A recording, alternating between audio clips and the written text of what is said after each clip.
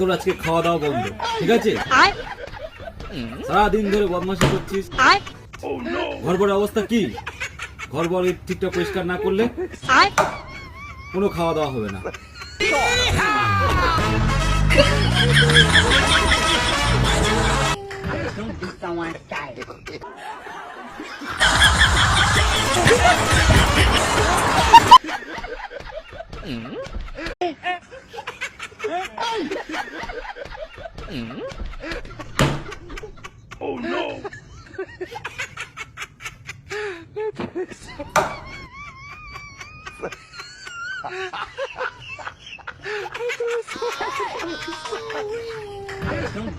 কি বিচ্ছিরি গন্ধ বেরোচ্ছে বাবা, কি বিচ্ছিরি গন্ধ।